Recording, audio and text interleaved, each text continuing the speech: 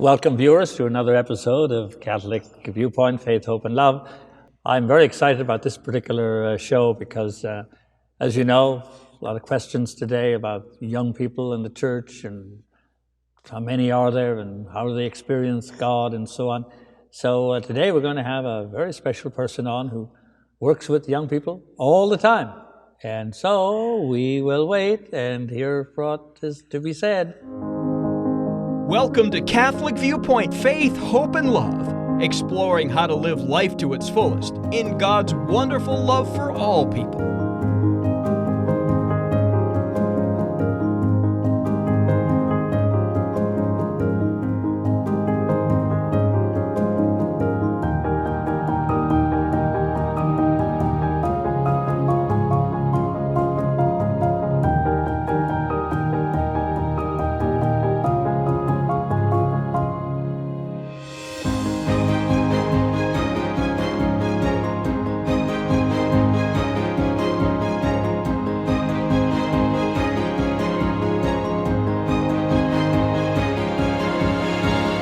In the holiness, goodness, and peace of God, we are enabled also to love one another. Let's join our host, Father Michael Kiernan. So today, as I say, we have a very special guest, and that's Jen Campbell, who is the director of youth for Trinity Pines, the Catholic Center, and for Camp Pendola. Yes. And that's an enormous responsibility, but a very beautiful, blessed thing. And so tell us a little bit about what it's like to work with young people today, especially in those outdoor settings, in a sense. Yeah, so I mean, I've worked in multiple settings. I've worked as a youth minister. I helped coordinate youth ministry for the diocese prior to becoming the director of the retreat center and the camp. So it's a unique experience because youth today are so rarely taken completely out of their comfort zones and completely, away from home or anything like that. So to be at a camp, which is rustic and in the middle of the woods, is just it's a different experience. It's just such an exciting time to see them kind of spread their wings and try to be out there and figure out what's going on. Well, as you say, out in the woods, Pendola Center is out in the woods, and the new one that's being worked on now and will soon be in operation up in Colfax is very rustic as well. I was up in that one there about a couple of months ago and took a long walk around all of the property, and it was just a beautiful occasion. We were preparing for the streaming of the Holy Father, or of the Bishop actually, who was with the Holy Father in Panama. So then, of course, I've been going to Pendola for a lot of my life. A lot of priests in the diocese know it well, and bishop and priest go up there to do masses, and that itself was an experience at the end of a week, or beginning of a week, whichever way, that the young people come and 4:30 on the Sunday afternoon to have that mass in that rustic setting. So people, I'm sure, find it a great experience. I mean, kids come back year after year, and families have been coming for a couple generations to come to camp now. I mean, I have multiple staff members who were campers, and their parents met while working at camp. So, it's a great way to spread their faith and talk about, being Catholic as well as just being out in that outdoor setting.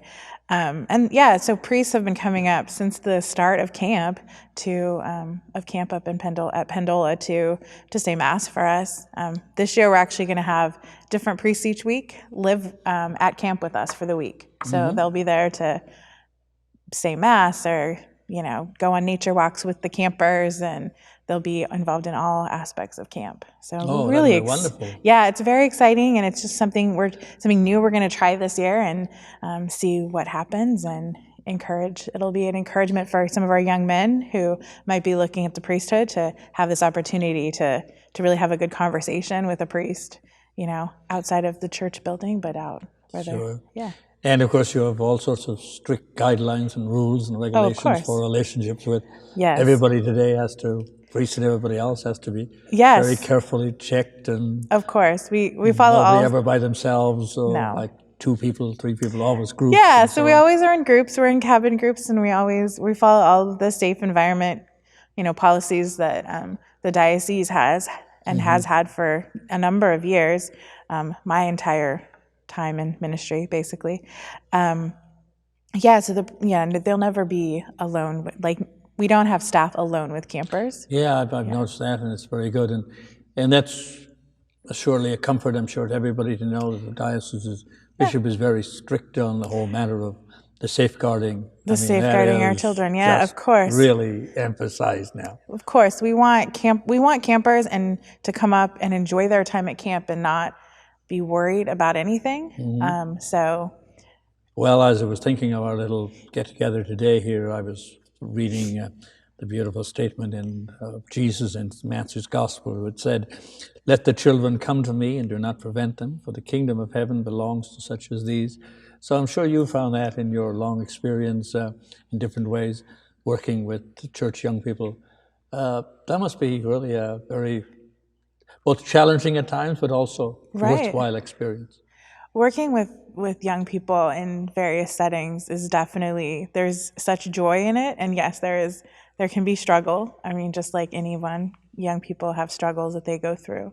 And just getting the opportunity to walk with them and accompany them on that journey is just such a blessing. The Pope often talks about the importance of accompaniment. And so, to see that, the fruit of that when I'm, working with even some of my young adult staff, who there are a few that I knew as children and I've known them growing up because they were at my parish, to be able to walk with them through their faith journey and now get to work with them as almost peers is quite an experience and super fun. Yeah, well, that's a beautiful thing. And, sometimes people today say, well, young people aren't as committed to the church as they were way back, and this thing and that thing, and young people are not good, or whatever. But that really hasn't been my experience. And up at Beale, where I serve at the moment, I noticed the altar servers and all that. They take their jobs very seriously. They do. And they love their faith. And during Stations of the Cross, we have different ones who read the different stations. These guys are really into this. Oh, for sure. I would not say that young people are less committed to the church at all. I think that's kind of it's so funny when I hear that being said, because it just is not the lived experience that I have.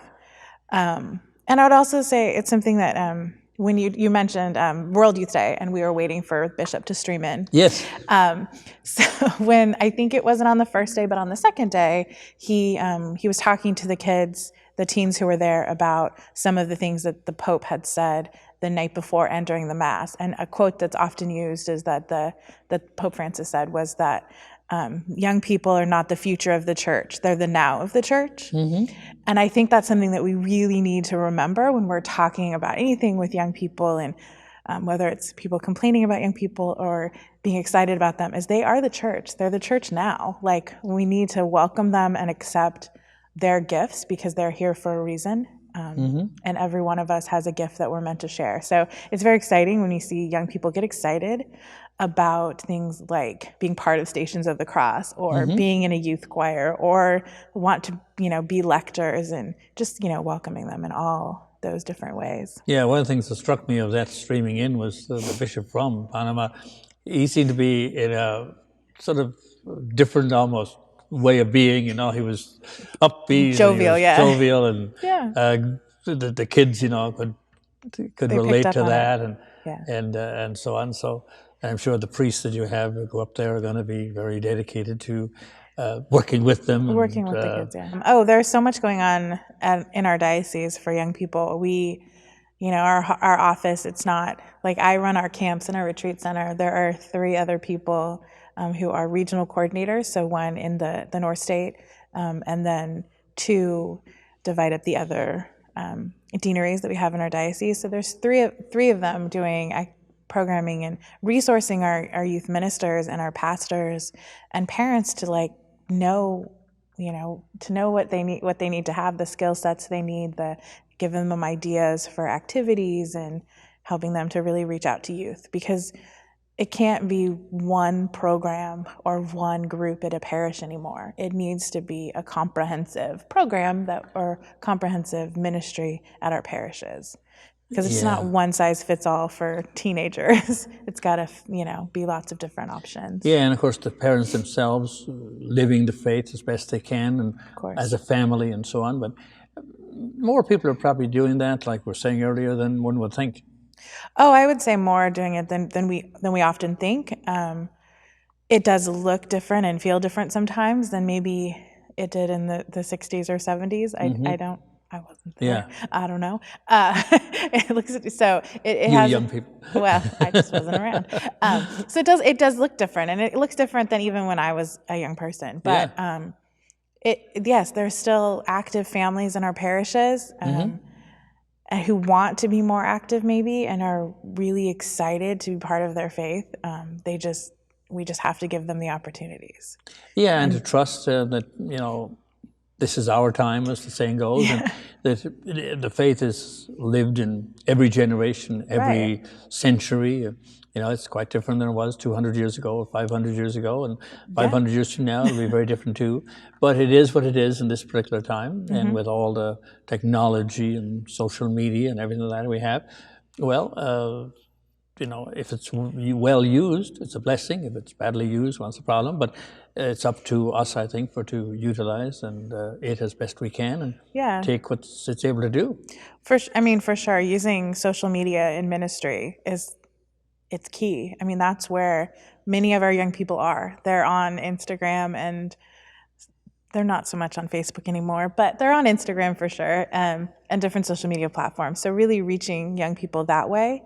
And reaching their parents that way is sometimes the best way to do it, just to get the initial, jolt to like, oh yeah, I should go back to church, or oh yeah, I really want to be participatory in this activity. Yeah, and also that we know in all of our lives that things change, and some particular things that you maybe didn't like doing 10 years ago, you enjoy doing now, or you learn something new, or somebody introduced you to golf and you never even thought it was a great thing, but now you're all sold on it. And so I think the same thing with faith, and as situations come up in people's lives of relationships, love, marriage, and having children, and even children themselves going from being 7 or 8 to being 14, they have new experiences in their lives, and God may be calling them to a new way of looking at the world. And I think we just have to be open and help meet people where they are on their faith journey, because we all have a little bit of a different one. And then again, it's all about accompaniment. It's all about walking with people on that journey that they're on. And I know that sometimes sounds like we're then accepting everything that they do, and that's not really what it means. It means walking with them, helping guide them, and moving forward. Yeah, I guess, we believe in the providence of God and the basic goodness of human beings. And certainly, as you say, we don't accept everything they do, but as the old saying goes, you'll get a lot more with honey than you will with vinegar. And so one welcomes the people in. And you mentioned earlier about, this training I was talking about. I see where you have your counselors in training, and you have... We do. They are really skilled young people. I've seen them over the years. And they're kind, but they don't take no nonsense either. The rules are kept, and things are going to be done right, and safeguarding is number one. It's number one. And I just remember years ago when I was working at a day camp, I have a friend, and she always says this, that kids and young people will either live up to or down to the expectations that you set. So I have high expectations. And I'm not unrealistic about it, but we're going to treat each other with respect. We're going to use kind words. And if there's a problem, we'll just take a break for a minute and talk about it and figure out what's going on. Because often with young people, if they're acting out, if they're being, rude or, struggling with something, it's because they're actually struggling with something. Yes.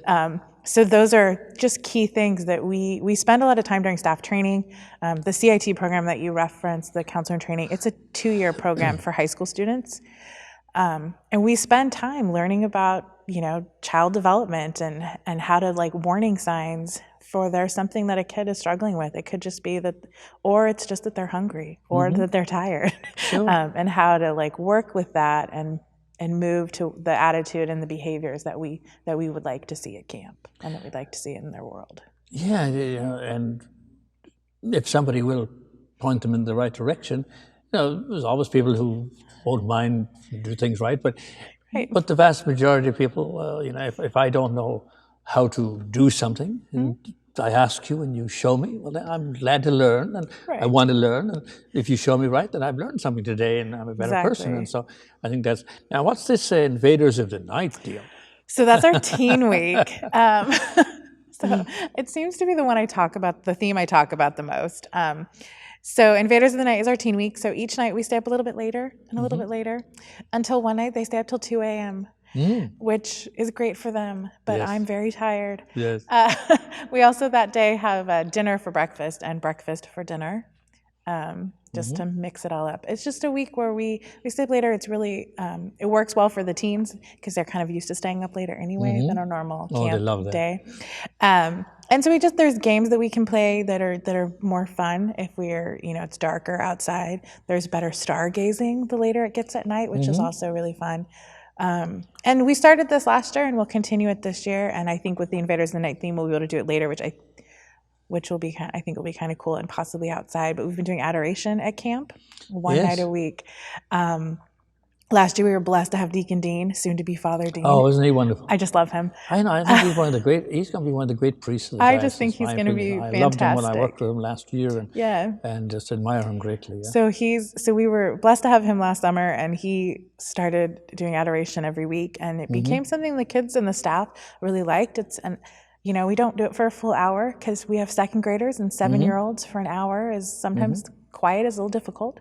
So about 45 minutes, but it's just time for quiet and prayer, and it was been great. So that's something we'll be able to do later at night, which may possibly outside, but it'll be much darker and it's the sun. And during the day, then you're canoeing and backpacking and all sorts of stuff. And hiking, and that's also the week of our backpacking trip for teens. So we'll do that. They backpack on the Pacific Crest Trail, actually. So we take them out of camp for that. So somebody said one time that musicians have the best life in the world because they love what they're doing and they get paid for it. So I think second must be youth ministers, because it must be a wonderful thing to do, and it's a living, and it's a ministry, and you're serving the Lord, and you're just as important as the priest or the bishop or anyone else carrying out the service of Christ in these young people, in this setting. And so it's a call from God, not just something you do. Right. So how does that feel? And you've been at it a long time now. I mean, yeah, it's weird to me that it was definitely a calling, and something that if you ask the story, it was really one priest who, as I was trying to walk out of Mass, and when I just graduated from college, who stopped me and said, "Come meet with me at 9 a.m." Monsignor O'Connor. Oh, yes. I was at St. Joseph, and he said, "I have a meeting with you at 9 a.m. on Tuesday." And I was like, "Oh no, what did I do?" But it was that was really, like he just said, "I think you'll be a good youth minister." And I really took that to heart and became a youth minister at St. Joseph's. And that's kind of what led me to this, and really just in different opportunities in my life where I've been like, maybe I shouldn't be doing this anymore. And every time God has said, like, "No, you're not done yet." So he just has me do it in different ways. So I was working on the diocesan level, planning events for youth, and then moving to this camp. It's a very different way of being a youth minister. Sure. But it is definitely youth ministry at its core. Praying with young people, helping them on that journey. And I work, directly. I work a lot with our young adults who are college age, and kind of helping them figure out what's next after college, and then reminding them about our Newman centers when over the summer, and making sure that they get connected to those while I've got them for the few weeks. I hope that that's something that the church continues to do and even improves on, is the development of people for ministries like yours, but others as well, in the sense that what Deacon Kevin is doing, or the variety of other ones that we have. In fact, even the ministry of parish secretary. Yeah. I mean, if you figure that if you call a parish tomorrow, the most important person is the secretary, because secretary. how he or she answers the phone and deals with you and helps you with your issues and so on, then they can point you with the priest or the DRE or whoever it is. But if so, we need to be developing, and in actual fact, helping our young people to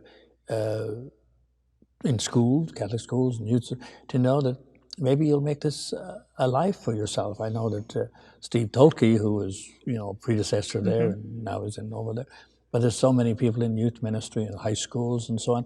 So, and to see that as all of us together in ministry, not just the priest or the sisters or certain people, but the whole church really, but certainly people like yourself who are full-time in it. What a great thing. Maybe we need more encouragement and more Monsignor O'Connor's to just, because it's like a lot of other things in people's lives, they maybe don't realize they have that talent until somebody points it out and says, you could do that. You could sing this, or you could play this, or you could whatever it would be.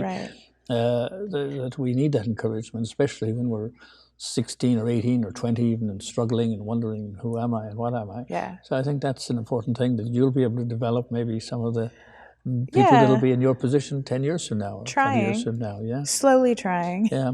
Any particular stories that jump out, without mentioning any names, but experiences of particular blessing, of young people, or this thing or that thing that happened over the years? Well, something that happened last summer, and it's probably one of the cutest stories that I've heard. So I've told the story a number of times, so if he sees this, he'll know if I'm talking about him. He's in 6th grade, and we were heading towards adoration, and one of my staff, who she usually takes her break during adoration, because it's also a time to get some paperwork done, because everyone is in one spot. And I fully understand where she's coming from. And so he was heading up to adoration because he was in the restroom, and he saw her, and he stopped and he said, "Are you going to adoration?" She goes, "Oh, you know what? I haven't gone up at all. I haven't been able to go this summer."